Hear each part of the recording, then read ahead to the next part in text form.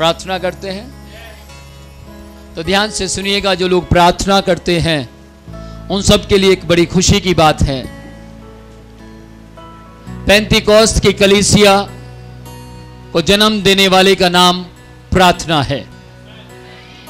आमेन। कलीसिया का जन्म प्रार्थना के द्वारा हुआ। हम पिछले इतवार सीख रहे थे, लूका जी ने प्रेरितों के काम पहले अध्याय की पहली आयत में बोला कि मैं ये पुस्तक इसलिए लिख रहा हूं और पहली पुस्तक लिख रहा हूं और वो पुस्तक लिख रहा हूं जिसमें मैं बता रहा हूं कि यीशु क्या करते थे और क्या करते रहे।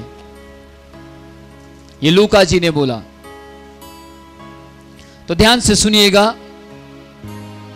मैं पहले ही कह रहा हूं आपको प्रेरितों के काम 3रा अध्याय पूरा पढ़ना है, 4था अध्याय, 5वां अध्याय, 6ठा अध्याय और 7वां अध्याय।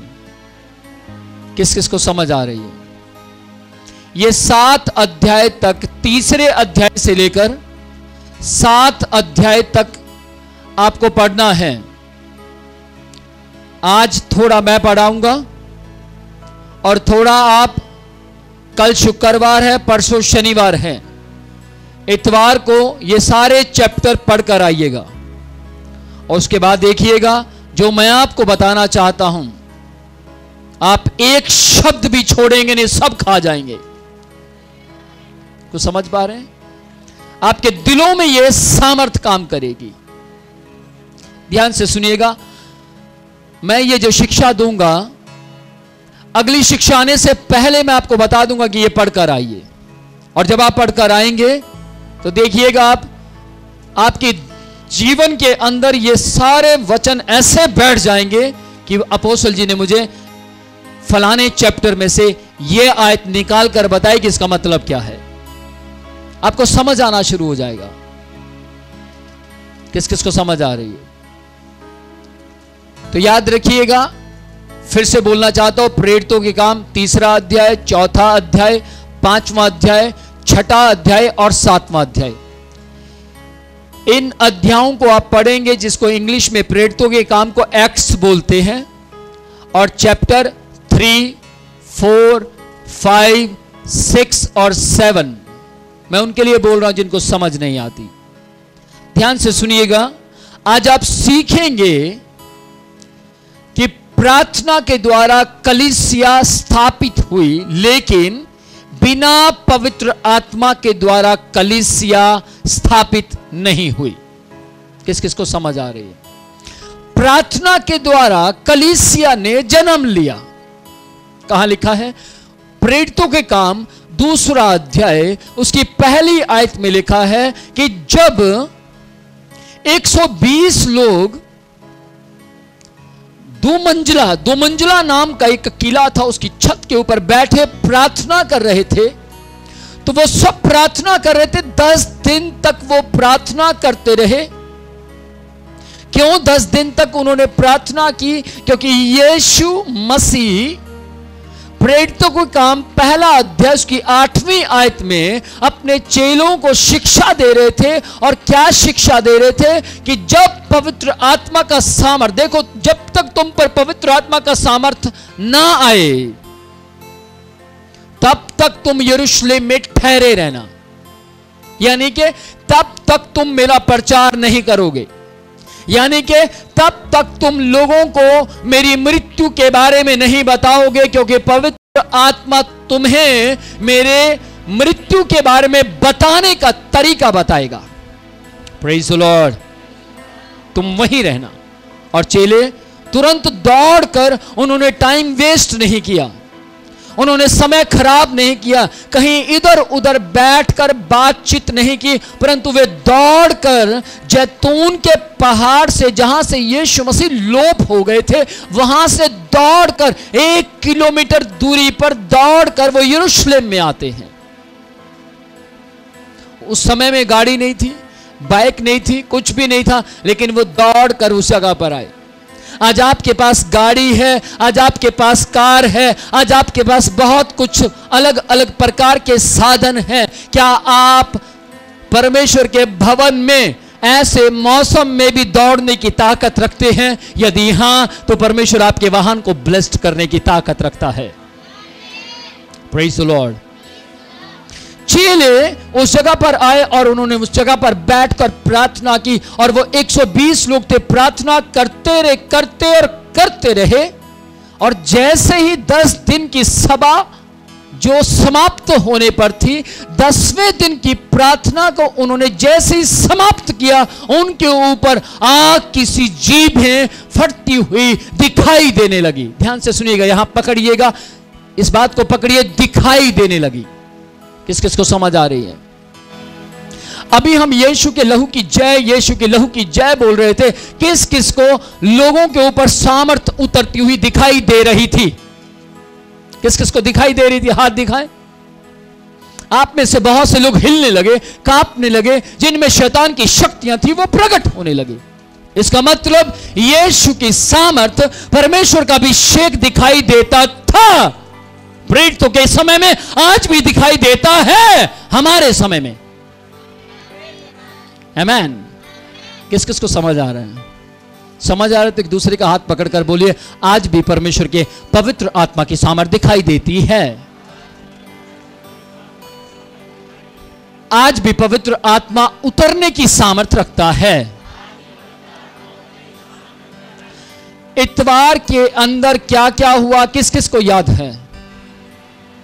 मेरे ख्याल से जो पहले आए थे और पहले चले गए उनको तो मालूम नहीं, लेकिन कुछ ऐसे थे जो पहले आए थे और बाद में गए, कुछ ऐसे भी थे जो बाद में आए और बाद में गए, और उन्होंने बाद का जो देखा वो हैरान हो गए, क्योंकि इस इतवार चर्च के अंत होने से पहले यहां पर आग की जीभें सी फटती हुई दिखाई दे रही थी। आमीन। पवित्र आत्मा का सामर्थ उतरता हुआ बहुत से लोगों को दिखाई दे रहा था। हमेशा मैं हाथ रखता हूं, लोग गिर जाते हैं, लेकिन उस दिन, पिछले इतवार के दिन, मैं भी अपने पांव के ऊपर खड़ा नहीं रह पा रहा था। बाइबल कहती है जब 120 चेलों के ऊपर परमेश्वर की सामर्थ उतरी तो वो अपने स्थान पर खड़े ना रह पाए। Amen. Amen. Praise the Lord. Praise the Lord. Praise the Lord. Praise the Lord. Hallelujah. Hallelujah. ध्यान से सुनिएगा, बाइबल परमेश्वर का वचन, यदि आप प्रेरितों के काम पहला अध्याय उसकी पहली आयत पढ़े तो वहां पर लूका जी स्पष्ट रूप में कहते हैं, मैं इस पुस्तक को क्यों लिख रहा हूं। वो अपना विवरण देते हैं। जी पढ़े जरा कोई ऊंची आवाज में, लूका जी क्या कहते हैं। एक और दो आयत, सॉरी एक आयत, एक ही आयत पढ़ेंगे। पढ़िए। हे थियोफिलपुस, मैंने पहली पुस्तिका उन सब बातों के विषय में लिखी। एक चेला चेले को कहता है, मैंने पहली पुस्तिका उन बातों के विषय में लिखी जो यीशु आरंभ से करता और सिखाता रहा। जो यीशु आरंभ से करता और सिखाता रहा। पहली पुस्तक का नाम था लूका। लूका ने पहली पुस्तक कौन सी लिखी? लूका।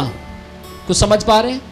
और दूसरी पुस्तक भी लूका जी इसलिए लिख रहे हैं कि यीशु के काम पता लग जाएं। आमीन। कुछ समझ पा रहे हैं? ध्यान से सुनिएगा, लूका कि जो पुस्तक लिखेगी वो सिर्फ इसलिए लिखी गई कि यीशु ने कौन कौन से चिन्ह और चमत्कार किए। किस किस को समझ आ रही है? लेकिन प्रेरितों के काम की पुस्तक लूका जी ने इसलिए लिखी ताकि लोग शिक्षा की ओर ध्यान दें, रोटी तोड़ना और संगति करने की ओर ध्यान दें, प्रार्थना में लीन रहने के लिए ध्यान दें। तो समझ पा रहे हैं? प्रेरितों के काम दूसरा अध्याय उसकी 42 आयत में स्पष्ट क्लियर लिखा है कि पहली पुस्तक क्यों लिखी और दूसरी पुस्तक क्यों लिखी। हालेलुया। पहली पुस्तक किस लिए लिखी गई और दूसरी पुस्तक किस लिए लिखी गई? इन दोनों पुस्तकों के अंदर केवल यीशु के लहू की, यीशु की मृत्यु क्योंकि यीशु के नाम की, यीशु के चिन्ह चमत्कार की और यीशु की सामर्थ की जिक्र किए गए। और यीशु ने जो जो वायदे पिता के द्वारा किए गए थे वो वायदे अपने चेलों को बताए। और वो वायदे जो वायदे लूका में कहे गए वो वायदे आकर प्रेरितों के काम में पूरे हो गए। आमीन। किस किस को समझ आ रहा है? Praise the Lord. पढ़े जरा प्रेरितों के काम 2 अध्याय उसकी 42 आयत। 4 बातें जिसके बारे में हमने संडे के दिन जस्ट टच किया था, सीखा नहीं था, आज हम सीखेंगे। हालेलुया जी। पढ़े पहली बात। हाँ जी। और वह प्रेरितों से शिक्षा पाने। सुनिएगा, किन से शिक्षा पाने? प्रेरितों से। हाँ, इंग्लिश में बोलेंगे अपोस्टल्स। मैं कौन हूं? अपोस्टल। ऊंची आवाज में बोलिए, मैं कौन हूं? अपोस्टल। तो यहां क्या लिखा है? प्रेरितों से शिक्षा पाने और संगति रखने। सुनिएगा, प्रेरितों से शिक्षा पाने और प्रेरितों से संगति रखने और प्रेरितों से रोटी तोड़ने और प्रेरितों के साथ प्रार्थना में लॉलीन रहने में। आमीन। और प्रार्थना करने में लॉलीन रहे। और प्रार्थना करने में लॉलीन रहे। Praise the Lord. Praise the Lord. Praise the Lord. ध्यान से सुनिएगा, आज सबसे बड़ी प्रॉब्लम क्या है? सबसे बड़ी प्रॉब्लम क्या है? ध्यान से सुनिएगा।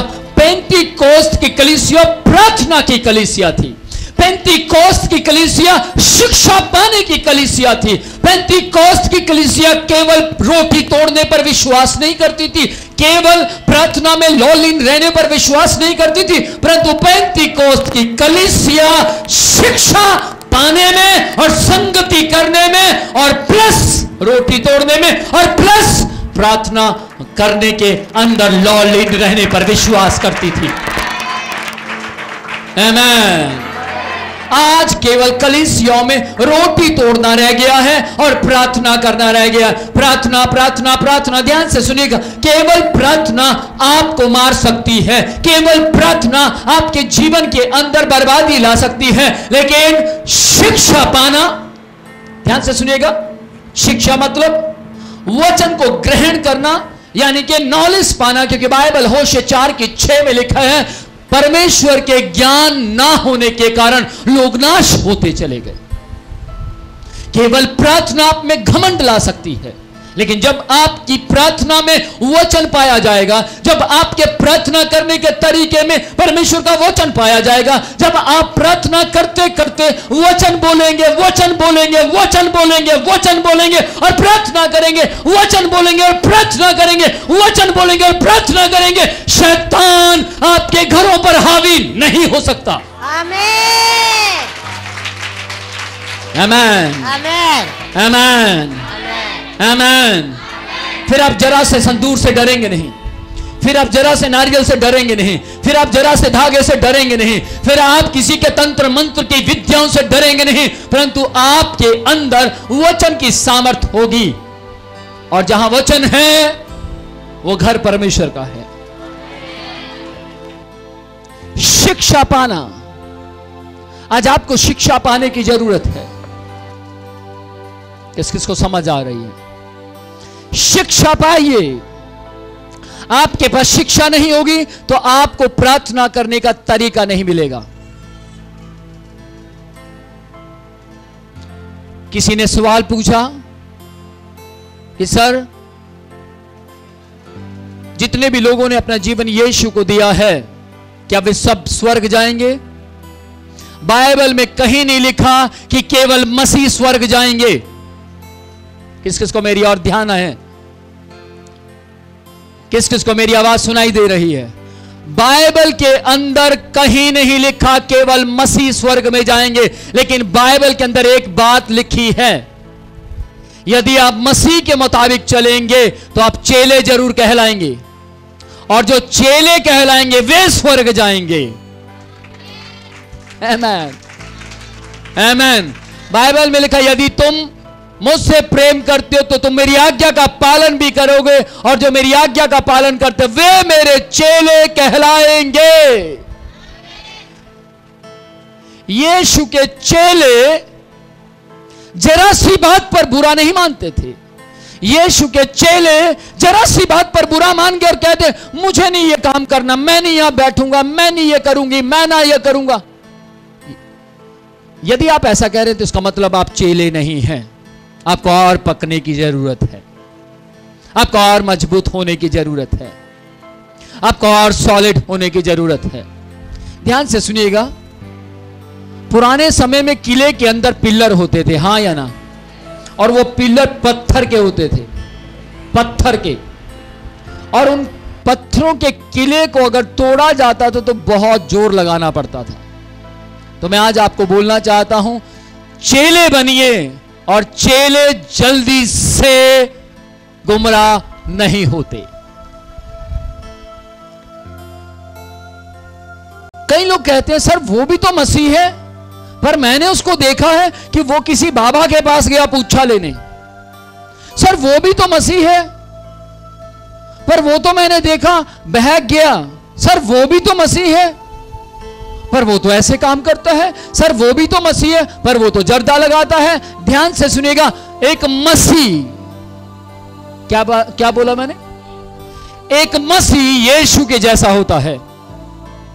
क्या यीशु ने कभी जर्दा लगाया? क्या यीशु कभी तंत्र विद्या पर काम करता था?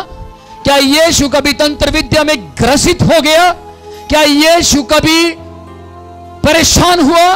क्या यीशु ने कभी सुसाइड किया? क्या यीशु ने कभी पैग लगाया? यदि नहीं तो ध्यान से सुनिएगा, फिर जितने लोगों को आप देख रहे हैं वे मसीह नहीं हैं। आपको मसीह बनना है। Praise the Lord. क्या बनना है? क्या बनना है? यदि आप मसीह बन गए, यदि आप मसीह बन गए तो कोई कितनी भी पावर लेकर आप पर छोड़ेगा वहीं अटक जाएगा। तो जो सामर्थ छोड़ी गई वो छोड़ी उड़ गई, लेकिन आपके ऊपर काम नहीं करेगी। क्योंकि गिनती 23 में लिखा है, परमेश्वर की संतान पर जो कि परमेश्वर की दृष्टि में चेले बन गए हैं उन पर जादूगरी नहीं चलती। Praise the Lord. उनके ऊपर जादूगरी नहीं चलती। क्या आपको जादूगरी से डर लगता है? क्या आपको तंत्र विद्या से डर लगता है?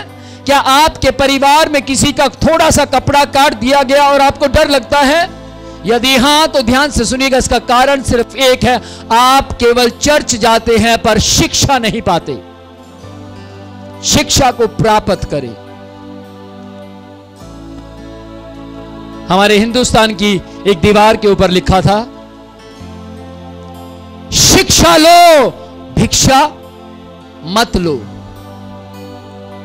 हमारे देश में जैसे जैसे शिक्षा प्राप्त करने वाले लोग बढ़ गए तो भीख मांगने वाले कम हो गए। हां या ना? हां या ना? तो ध्यान से सुनिएगा, यदि आप प्रेरितों के साथ रहकर शिक्षा प्राप्त करोगे, बाइबल टीचिंग प्राप्त करोगे, बाइबल शिक्षा प्राप्त करेंगे, तो ध्यान से सुनिएगा, बाइबल शिक्षा लेने के लिए आपको कहां जाने की जरूरत है? आपको एक सही चर्च में जाने की जरूरत है, जहां केवल इतवार को भी यदि सरमन दिया जाता हो तो वो सरमन बाइबल से पढ़ा जाए और बाइबल से सुनाया जाए, और जब सुनाया जाए उसकी व्याख्यान भी बाइबल से होने पाए, और जब उसकी व्याख्यान आप तक पहुंचती है तो आप अपनी बाइबल उठाएं, क्या ऐसा ही है या नहीं? और यदि जैसा आप पढ़ रहे हैं वैसा ही है तो याद रखिएगा आप सही चर्च के अंदर बैठे हैं। आमीन। परमेश्वर को मालूम था कि आने वाले समय में लोग इतने व्यस्त हो जाएंगे, शैतान उन्हें अपने काम में इतना व्यस्त कर देगा कि वो शिक्षा प्राप्त नहीं करेंगे। इसलिए परमेश्वर ने ऑनलाइन सिस्टम खड़ा कर दिया।